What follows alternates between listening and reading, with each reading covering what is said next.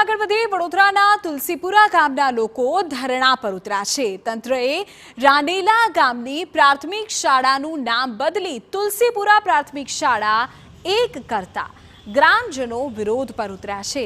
ગામના સરપંચે ડીડીઓને લેખિતમાં અનેક વખત રજૂઆત કરી છતાં કોઈ કાર્યવાહી ન કરાતા જિલ્લા પંચાયત કચેરીએ ધરણા પર ઉતર્યા।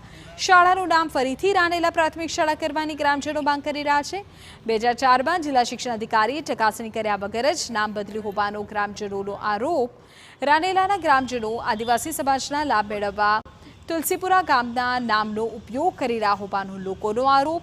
અધિકારીઓની મિલીભગતથી આદિવાસીઓના હકો છીનવવાનો પ્રયાસ કરતા હોવાનો ગ્રામજનોનો આક્ષેપ। અમારી સ્કૂલ તુલસીપુરા તે એ લોકોએ એમની તુલસીપુરા 1 બનાવી અને અમારી તુલસીપુરા 2 બનાવી નગરી કરી દીધી। એટલે હાલમાં અમારી સ્કૂલ તુલસીપુરા થાય તેની અમારે માંગ છે।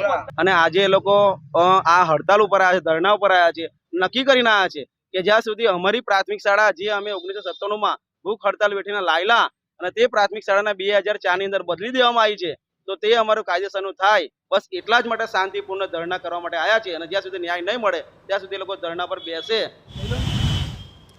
તો ધરણાને લઈને જિલ્લા પ્રાથમિક શિક્ષણ અધિકારીએ કહ્યું કે ગ્રામજનોની માંગને લઈ ડીડીઓ અને કલેક્ટરની એક ટીમ બનાવી છે। ટીમ તપાસ કર્યા બાદ 1 અઠવાડિયામાં કમિટીને રિપોર્ટ આપશે।